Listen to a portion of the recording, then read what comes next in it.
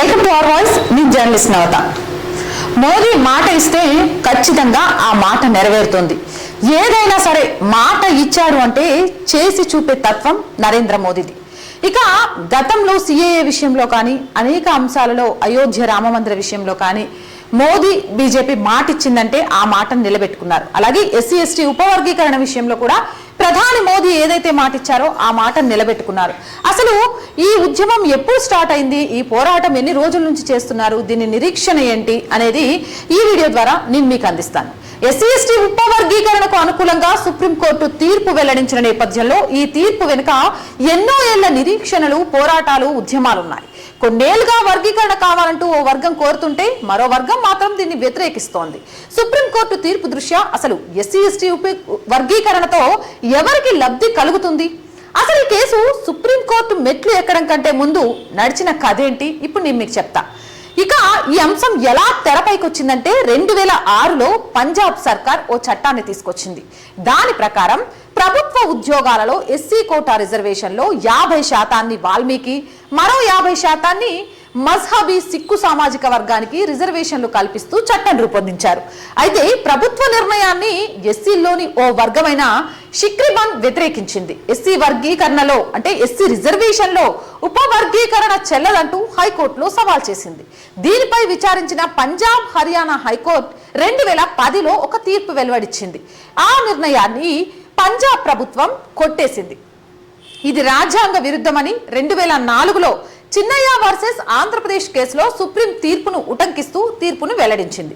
మరి Chinnaiah versus AP case ఏంటంటే 1996లో అప్పటి ఉమ్మడి ఆంధ్రప్రదేశ్ సీఎం చంద్రబాబు ప్రభుత్వం ఎస్సీలో రిజర్వేషన్లు అందని వర్గాలను గుర్తించాలంటూ జస్టిస్ రామచంద్రరాజు నేతృత్వంలో ఓ కమిషన్ ను నియమించింది. అయితే వెనుకబాటు ప్రతిపాదన ఎస్సీలను 4 వర్గాలుగా విభజించాలని కమిషన్ సూచించింది.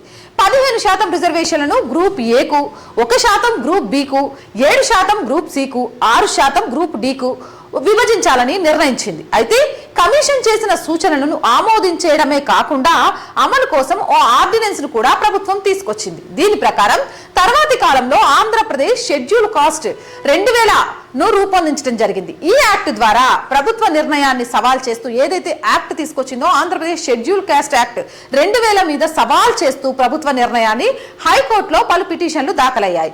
వీటిని హైకోర్టు కొట్టేయగా పిటిషన్దారులు సుప్రీంకోర్టును ఆశ్రయించారు. దీనిపై విచారించిన సుప్రీంకోర్టు ధర్మాసనం ఏపీ ప్రభుత్వం తీసుకొచ్చిన చట్టాన్ని కొట్టివేస్తూ ఎస్సీలను వర్గీకరించకూడదని 2004లో తీర్పిచ్చింది.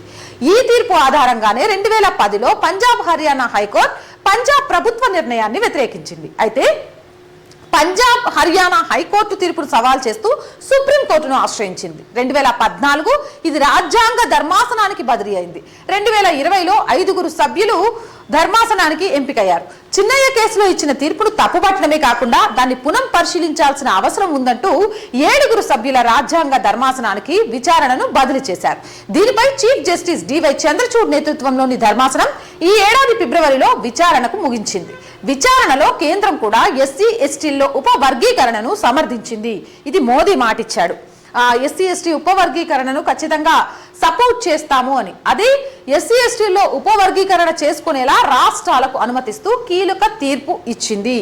ఏదైనా రాష్ట్రం ఎస్సీ ఎస్టీ ఉపవర్గీకరణ చేసుకోవాలి అంటే చేసుకోవచ్చు.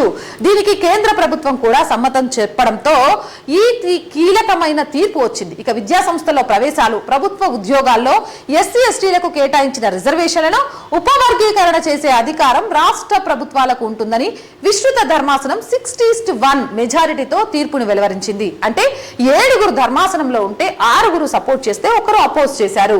తాజా తీర్పును అనుసరించి ప్రభుత్వాలు దీనిపై తదుపరి మార్గదర్శకాలు రూపొందించుకోవాలని సూచించింది.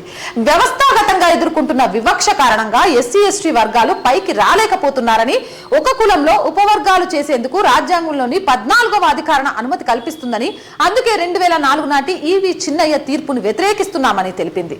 సుప్రీంకోర్టు తీర్పును తెలుగు రాష్ట్రాల ముఖ్యమంత్రులతో పాటు ఎంఆర్పీఎస్ అధ్యక్షుడు మందాకృష్ణ మాదిగ స్వాగతించారు. ఇక్కడ మనం మందకృష్ణ మాదిగ గురించి కూడా మాట్లాడుకోవాలి.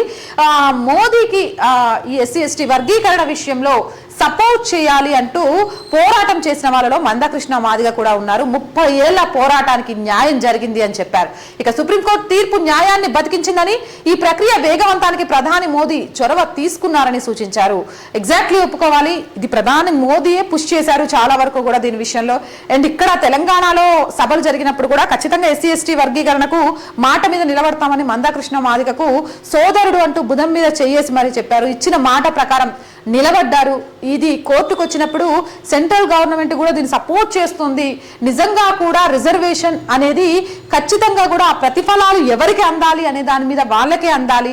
ఆ విషయంలో మేము ఎప్పుడు ప్రజల పక్షానే ఉంటామని మరొకసారి మోదీ ప్రభుత్వం తెలియజేసింది. 30 ఏళ్ల కళ నెరవేరింది అని చెప్పొచ్చు. మీరేమంటారు? ఎస్సీ ఎస్టీ వర్గీకరణకు సంబంధించి కామెంట్ సెక్షన్లో పెట్టేయండి. మోర్ వీడియోస్ కోసం మన ఛానల్ వెంటనే సబ్స్క్రైబ్ చేయండి. నచ్చితే లైక్ చేయండి, షేర్ చేయండి, సపోర్ట్ చేయండి. మీ అందరి సపోర్ట్ మన ఛానల్కి చాలా చాలా చాలా అవసరం. దయచేసి గుర్తుంచుకోండి, ఆర్థికంగా చేయుతనేయండి. ప్రతి ఒక్కరూ సబ్స్క్రైబ్ చేయండి. జై భారత్.